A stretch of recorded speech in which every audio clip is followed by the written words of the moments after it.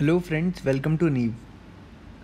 तो आज की हम इस वीडियो में हरियाणा सिविल सर्विसेज के जो पॉलिटी के पिछले 3 सालों में प्रीवियस ईयर क्वेश्चंस रहे हैं 2021 में, उससे पहले एग्ज़ाम हुआ था 2019 में और उससे पहले 2016 में। तो इन 3 सालों में जो पॉलिटी के क्वेश्चंस प्रीलिम्स हरियाणा के पेपर में रहे हैं, हम उनका एक ब्रीफ डिस्कशन करेंगे और देखेंगे कि क्या पैटर्न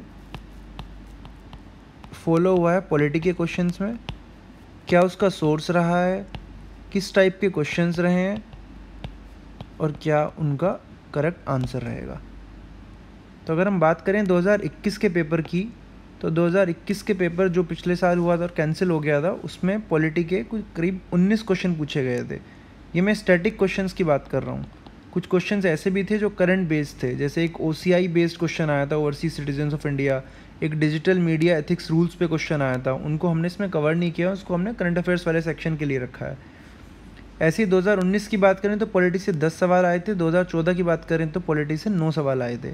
लेकिन अगर हम इन 3 सालों के क्वेश्चंस को, जैसा भी हम थोड़ी देर बाद देखेंगे, उसका एक पैटर्न नोटिस करें तो 2021 में जो क्वेश्चंस आए थे वो काफ़ी हद तक डायरेक्ट लक्ष्मीकांत से थे। या अगर हम वहीं बात करें 2014 के 9 क्वेश्चंस की, वो बहुत टिपिकल, बहुत फैक्चुअल टाइप के क्वेश्चंस थे जो लक्ष्मीकांत से भी कवर नहीं होते हैं।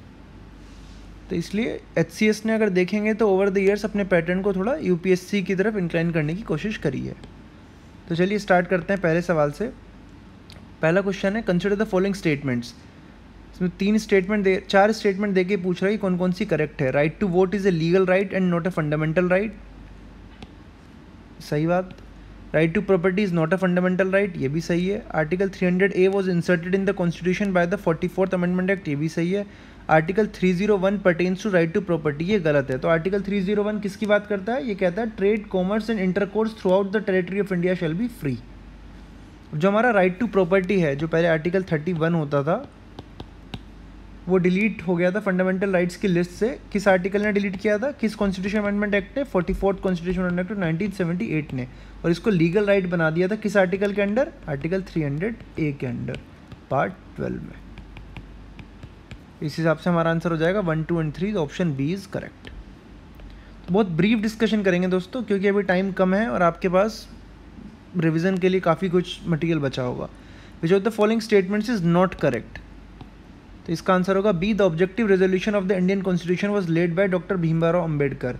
ये डॉक्टर भीमराव अम्बेडकर बाबा साहिब ने नहीं, ये हमारे जो उस टाइम के PM थे जवाहरलाल नेहरू जी ने इसको पेश किया था कॉन्स्टिट्यूंट असेंबली में। Third question is, which of the following is mentioned in article 21? इसका करेक्ट आंसर होगा प्रोसीजर एस्टेब्लिश्ड बाय लॉ। तो आर्टिकल 21 क्या कहता है? ये कहता है no person shall be deprived of his life और personal liberty except according to procedure established by law. Fourth question, which of the following commissions was not constituted to look into the centre state relation in India? अगर Sarkaria commission, राजा मन्नार और MM पुंची commission, ये तीनों थे, लेकिन Soli Sorabjee commission नहीं था। Soli Sorabjee commission किस लिए बनाया गया था? 2005 में मिनिस्ट्री ऑफ होम अफेयर्स ने कॉन्स्टिट्यूट किया था एक ड्राफ्ट मॉडल पुलिस एक्ट को बनाने के लिए। अभी तक जितने भी क्वेश्चन आपने देखे हैं लक्ष्मीकांत से डायरेक्टली कवर्ड हैं। Question number 5, which of the following articles of fundamental rights is available only to citizens of India? तो ऐसे 5 आर्टिकल्स हैं दोस्तों, आर्टिकल 15, 16, 19, 29 और 30। तो आर्टिकल 29 हमारा करेक्ट आंसर होगा, option number D. 6th question, consider the following statements about public accounts committee in India. Correct statement पूछ रहा है, तो जिसका थर्ड स्टेटमेंट है the tenure of its chairman member is 2 years, ये गलत है क्योंकि इसका टेन्योर कितना होता है? 1 year। अब अगर हम बात करें पब्लिक अकाउंट्स कमेटी की, तो ये कौन से एक्ट के अंडर बनी थी? Government of India act of 1919। इसमें 22 मेंबर होते हैं, 15 लोकसभा से और 7 राज्यसभा से। Next question, consider the following statements regarding anti defection law. ये क्वेश्चन थोड़ा सा अच्छा फ्रेम किया गया था। अब इसमें पूछ रहा है कि करेक्ट स्टेटमेंट बताइए कौन सी है। तो पहली और तीसरी स्टेटमेंट इसमें गलत है। क्यों गलत है वो देख लेते हैं। The anti defection law was enacted during Indira Gandhi government in 1984। ये इंदिरा गांधी की नहीं, राजीव गांधी की गवर्नमेंट के टाइम पे आया था। सेकेंड स्टेटमेंट सही है। Third statement, the anti defection law was further strengthened by the 93rd amendment in 2003। तो दोस्तों जो 93rd कॉन्स्टिट्यूशन अमेंडमेंट एक्ट था 2005 का, वो किससे रिलेटेड था, वो गवर्नमेंट को अलाउ करता था कि वो स्पेशल प्रोविज़न बना ले कुछ for advancement of socially and educationally backward classes of citizens. तो उसका एंटी डिफेक्शन लॉ से कोई मतलब नहीं था, तो इसलिए फर्स्ट और थर्ड स्टेटमेंट गलत होंगे। वो हमारे से करेक्ट पूछ रहा है तो सेकंड और फोर्थ करेक्ट हैं, तो आंसर होगा D. Question number 8, which of the following committees on panchayati raj suggested a constitutional amendment to ensure panchayati raj institutions. तो एक पंचायती राज जो टॉपिक है ये भी काफ़ी फेवरेट टॉपिक है HCS का। आप देखेंगे आने वाले सालों में भी इस टॉपिक से कहीं ना कहीं सवाल पूछे गए हैं और वो कमेटी बेस्ड क्वेश्चन ही हैं, तो इसका करेक्ट आंसर होगा LM Singhvi committee 1986। Question number 9, consider the following statements regarding election commission of India. 4 statement देके पूछ रहा है कि विच of the following statement is not correct. First statement जो है वो हमारी गलत है, the election commission of India is a 5 member body. Basically दोस्तों ये 5 नहीं है 3 मेंबर बॉडी रहता है। बाकी तीनों स्टेटमेंट सही है कि इलेक्शन कमीशन डिसाइड करता है इलेक्शन शेड्यूल, ये रिजोल्व करता है disputes relating to splits and mergers, और यही प्रोवाइड करता है election symbols for newly registered parties. Question number 10, arrange the following cases related to basic structure of constitution in chronological order. तो इसका correct answer होगा B.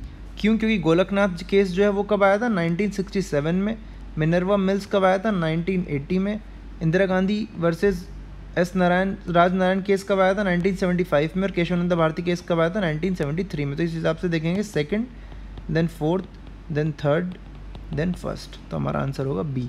अब देखिए दोस्तों इसमें जो ऑप्शन ए और डी दिया गया है कमीशन की तरफ से, दोनों ही सेम ऑप्शन दे दिए गए हैं, तो इस तरह से ये आप सोचिए क्वेश्चन ना छोड़ें कि ये क्वेश्चन कैंसिल होगा। जो करेक्ट आंसर आप उसको मार्क करें, और अगर ऐसे केस में इसका आंसर ए होता तो आप ए मार्क करते या डी मार्क करते, होपफुली दोनों ही कंसिडर कर लिए जाते। Question number 11, financial bills can be introduce only in the lower house. फिर उसका रीज़न दे रहा है कि lower house is directly elected by the people. तो दोस्तों फाइनेंशियल बिल और मनी बिल, इसमें अक्सर कन्फ्यूज़न होता है बच्चों को।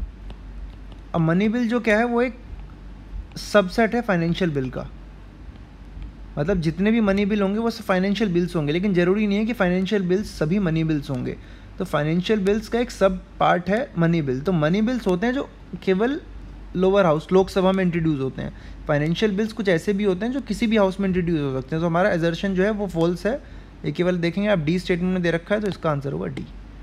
Question number 12, the notion of upholding and protecting the sovereignty, unity and integrity of India is contained in. बहुत आसान सवाल दोस्तों, fundamental duties.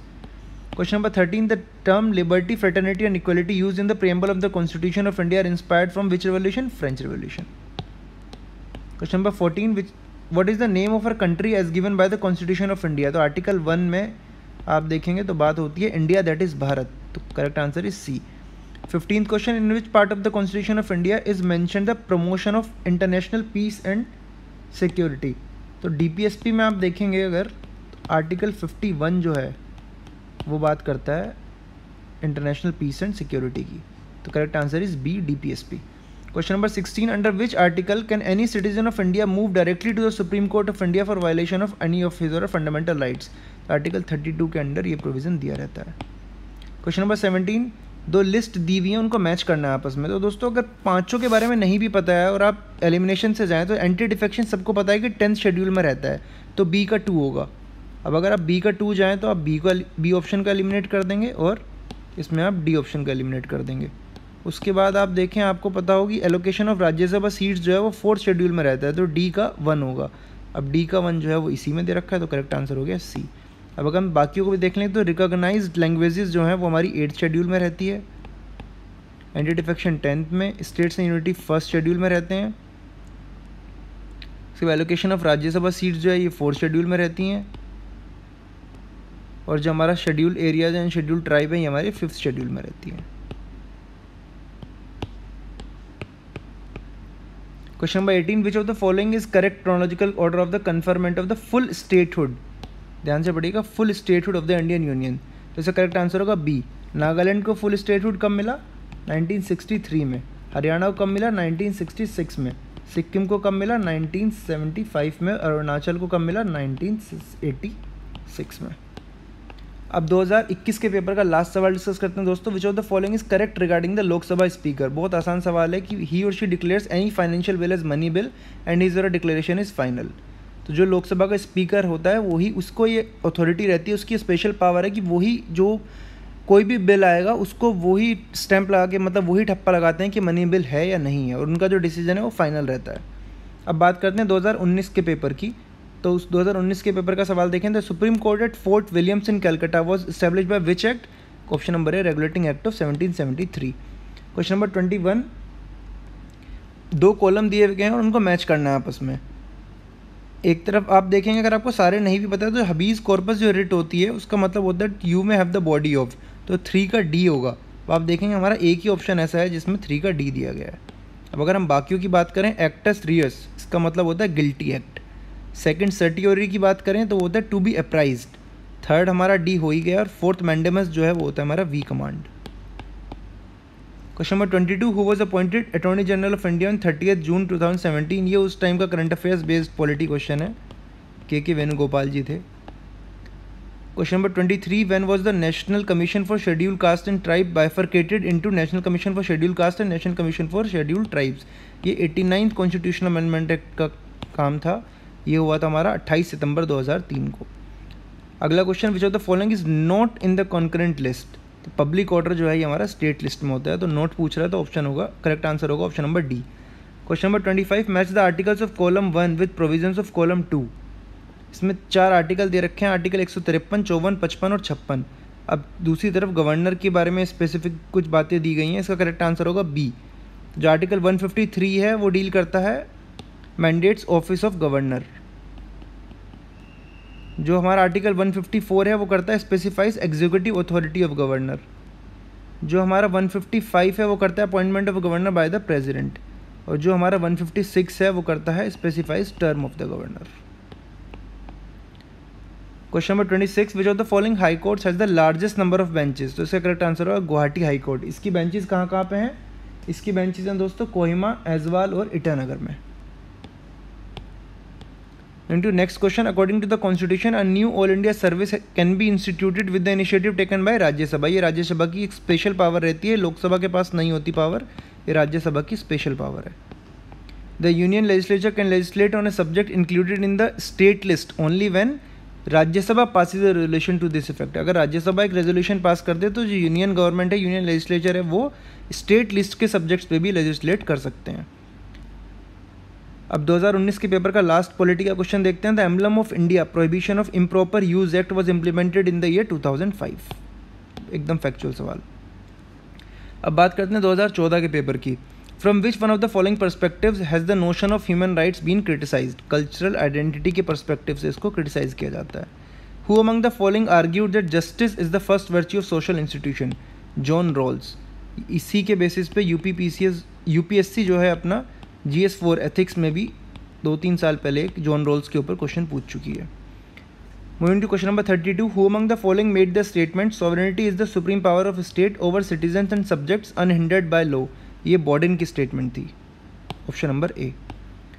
Moving to next question, the members of the standing committee are taken from the Lok Sabha and Rajya Sabha in the ratio of 2:1 only.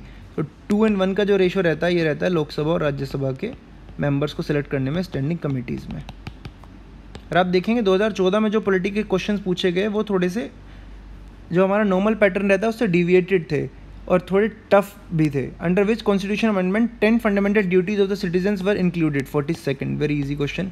Which article ensure abolition of untouchability? Article 17, ये right to equality के under आते हैं।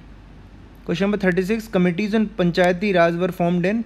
4 committees दी गई हैं, उनके 4 year दिए गए हैं। पूछ रहा है कौन कौन से करेक्ट हैं, तो हमारे चारों सही हैं। इसमें बलवंत राय कमेटी जो थी वो 1957 में फॉर्म हुई थी। VT Krishnamachari committee 1960, Takhatmal Jain study group 1966 and Ashok Mehta committee 1977। और भी 3-4 कमेटियाँ दोस्तों, जैसे अलम सिंघवी कमेटी, ठुंगुन कमेटी, तो उनके बारे में पढ़िएगा और उनके ईयर्स भी याद रखिएगा, क्योंकि पंचायती राज PRI पे जो क्वेश्चन है वो बैक टू बैक PCS का फेमस रहा, बड़ा फेवरेट रहा है।